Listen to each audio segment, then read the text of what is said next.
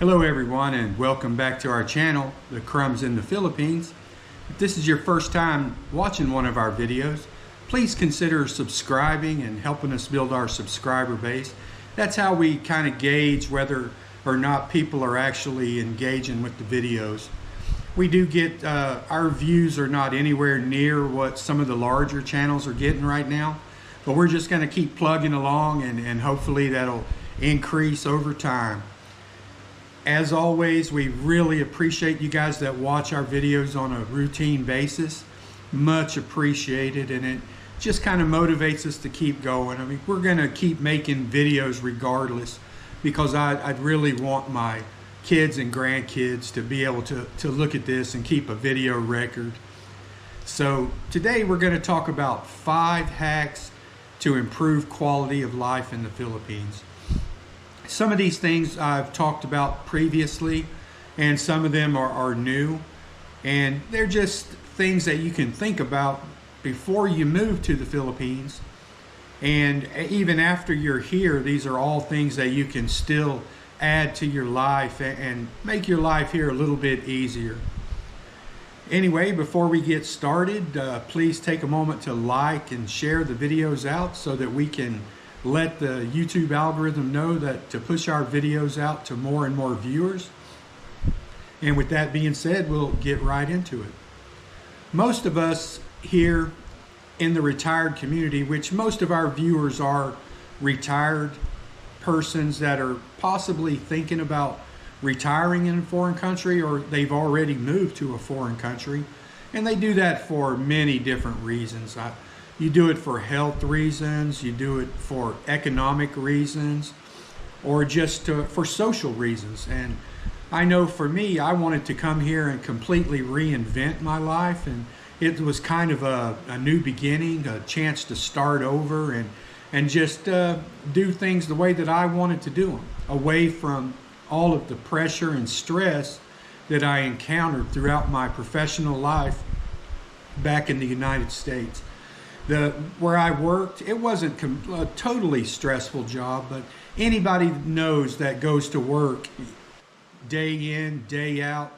You spend many hours at your job. Even if you get very comfortable with it, after a while, you don't realize the stress, but it does add up in your life, and it can dramatically have a negative impact on your health and your sleep and your eating patterns and all of those things. And I know for me, when I moved to the Philippines, all of those things improved for me quite a bit. I was able to sleep throughout the night without waking up, which was that was a big thing for me, because I know for the majority of my adult life, I would wake up 2 or 3 times a night and my mind would immediately get busy thinking about what I had to do the next day and what we were going to do at softball practice, and did I have an IEP meeting coming up, was I prepared, and all of those things that just kind of relate to your own personal experience and profession. But after I got to the Philippines, there were some things that I've engaged in my day-to-day life that have dramatically improved the quality of my life. And I wrote those down so that I don't skip over them. And I'm going to leave the most important one for last, okay? So stick around for that one and we'll see how it goes from there, guys. I'm going to do the best I can. As always, my only intention is just to get out information that will hopefully help others.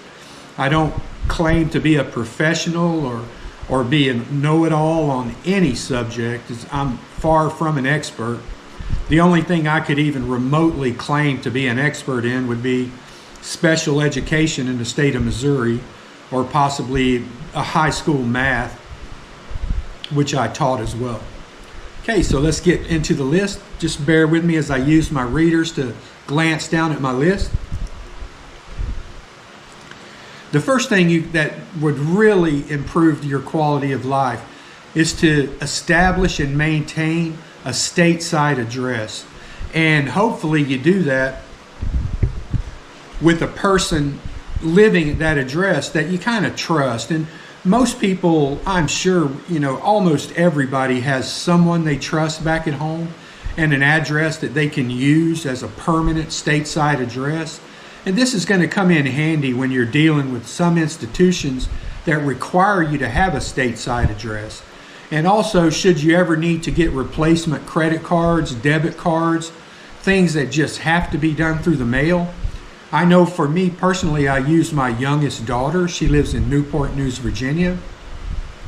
And that's the address that I use as my home address. And probably 5 times in the last 2.5 years since I've been here, I've had things go to Darian, my daughter's house, and she's turned around and mailed them to me here, and I haven't had any issues with that.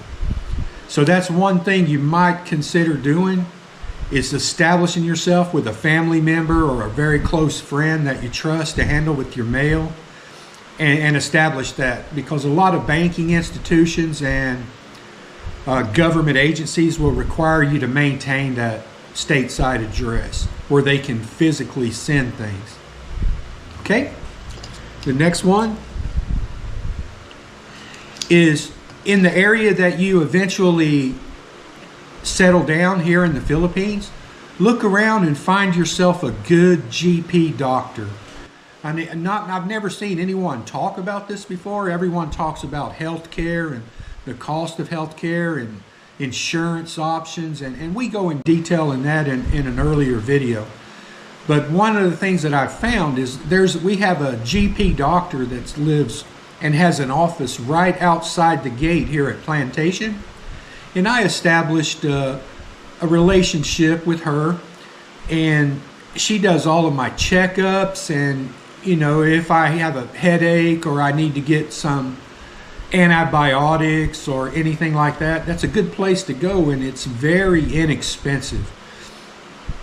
And it's easy to make sure that you keep up with your health while you're here. That's very important. And routine checkups, I go every 6 months because it only costs $20 to go in and have her check me over and, ask me if I need anything and things like that. And really nice lady.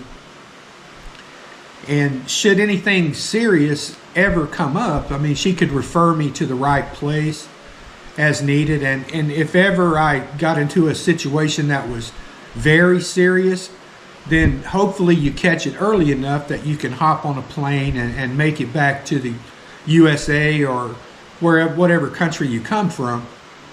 Should you require help that's just very, intensive and requires a specialist, and you're not comfortable doing that through the Philippine system, you can go back home and do that.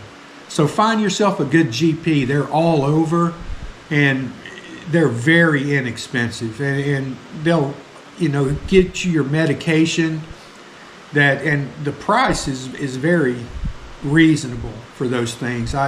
I probably spend less than $100 a year just to go and see the doctor and get cold medicine and things like that, if I ever need anything that's more than over the counter. So I don't take any medications on a routine basis.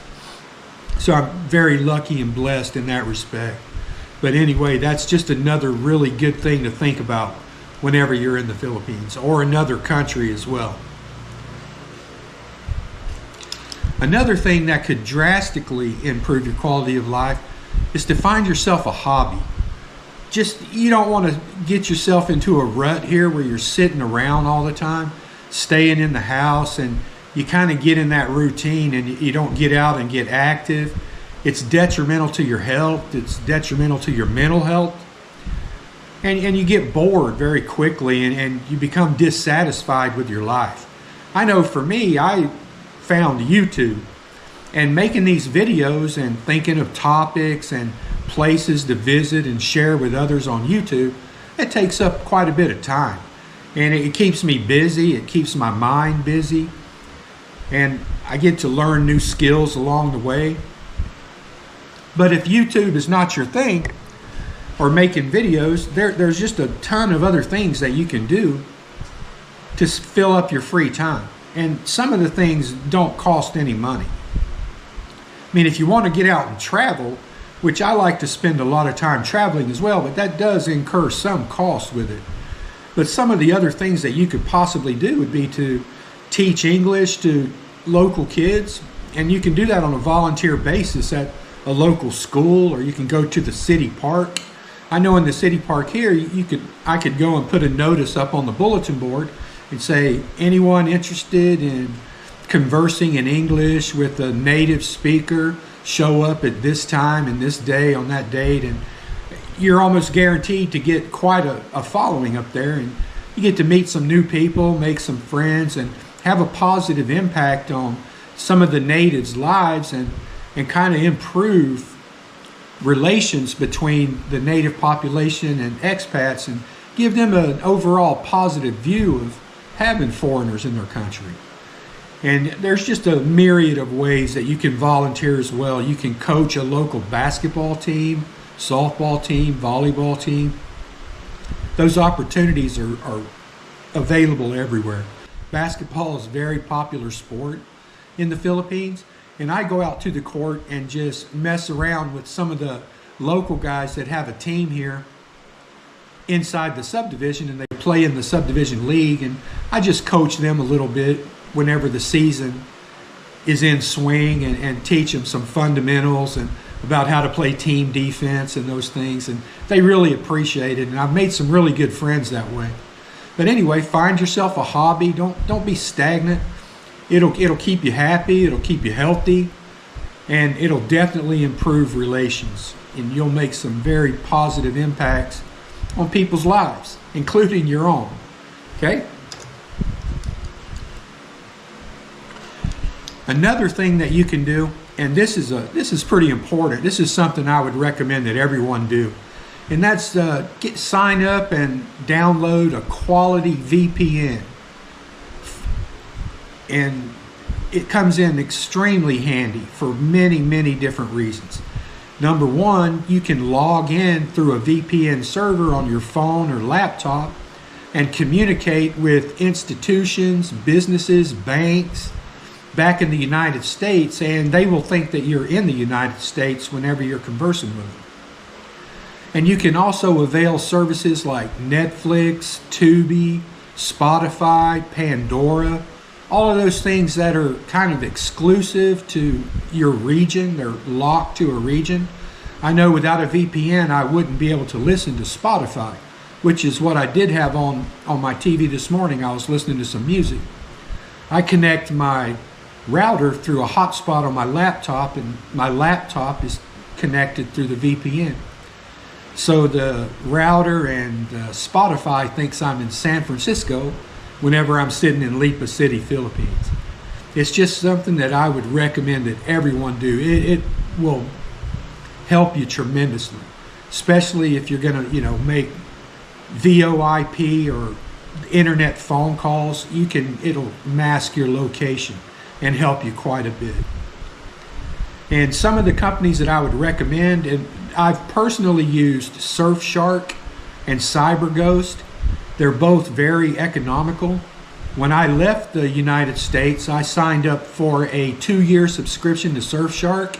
It was $56, and they gave me my 3rd year free. And then it auto renews for $56.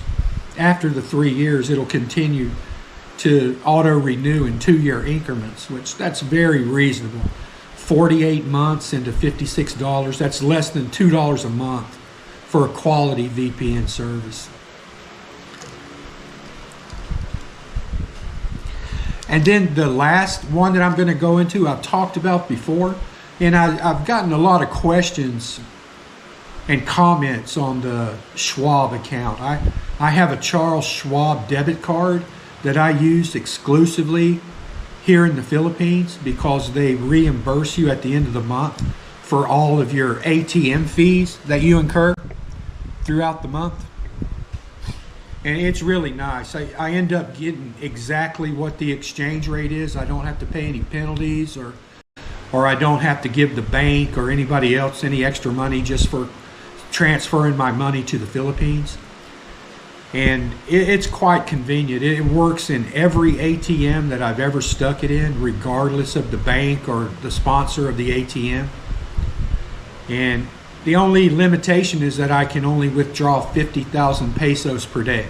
which that's not much of a limitation, because in 2 days you could withdraw 100,000 pesos, and that's a month's worth of expenses for some people. For me, that's almost double, and I never have to take out that much money in a month anyway.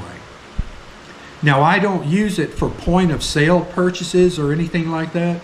Jen and I have a BDO account here, and we have a debit card through that Philippine account, which we use at the SM grocery and restaurants that take debit cards, and any other place like that. It's pretty convenient. All I use my Schwab card for is ATM withdrawals, and I always get reimbursed for the fees.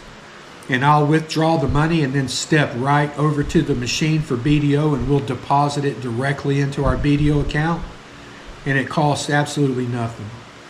And some of my retirement pension goes into my Navy Federal Credit Union account, and I can transfer money from the Navy Federal Credit Union to the Charles Schwab account, and there's no charge. The Navy Federal doesn't charge me anything for the first 5 transfers that I make each month, and I only make 1, so it works out very nicely for me. Now, some of the questions that I've gotten regarding the Schwab account was, what if they find out that I'm in the Philippines and they decide to cut me off? And I've never actually had any problems with that. The address that I have on file with Schwab is my permanent home address in the United States that I mentioned before, and when it's time to replace my card, they'll send it to that address, and my daughter will get it and then FedEx it on to me here, and go from there. And I know that at one time I used my Schwab card for a Food Panda delivery, and the Schwab bank called me, and I was able to receive a phone call through Skype, because I used my Skype number as my contact number at Schwab. So I didn't have any issues. I was able to take the phone call, verify the purchase, and they were good with that. I know for Skype, sometimes it's very hard to receive text messages, and there are some banks and some institutions that absolutely will not. They won't call you if you have a VoIP, VoIP, like Skype. But Schwab, they called me on that number, and I didn't have any issues. But then again, I don't use it for point of sale purchases. That's just something that you'd have to work out for yourself. I've never heard of anyone except one person. I remember seeing online one person that had an issue with Schwab finding that they lived in a foreign country and didn't have a U.S. address, and then their funds got frozen. But then again, that's why you always have more than one bank account in the States. Always have a backup. If worse came to worse, I would just transfer all of my money from Schwab to the Navy Federal, and then use my Navy Federal, because Navy Federal has branches worldwide, and they're pretty accustomed to dealing with foreign exchanges, because they deal with a lot of service members. But anyway, guys, I hope this has been helpful in some way to you, and that you can take some of these suggestions and apply them to your own lives, and maybe improve the quality of your life and give you something to think about before you come over here. And as always, we really appreciate you sticking around and watching the videos, and we plan on making as many as we can. I don't like just doing them back to back to back. I like letting them sit for a while, and the more time I spend on planning and the production and the editing, the better the quality of the videos that come out are. And I mean, that's what I want to do, is just to continue to get better as time goes by. But we're going to have some more travel videos. We'll review some of the local restaurants here in Lipa, and we're going to also do that cost of living video where we take an average of 12 expats that live in the Lipa City area and show you what the low end and high end costs are and what's possible for a person to achieve once they move to the Philippines. And we're just really looking forward to sharing all these things with you. And as always, please like, share, and subscribe. Comment down below if you got any questions or anything you'd like to add, or some video you'd like to see. location you'd like for us to explore and show you. And as always, we'll leave a few commonly asked question links down in the description box below, where you can check out previous videos on phone service in the Philippines, how to get your money to the Philippines in the most efficient manner, medical care costs, and others down in the description box below, where you can reference previous videos that we made. As always, guys, stay healthy, stay happy. Please continue to watch the videos and give us a like, and we'll see you next time. See you later.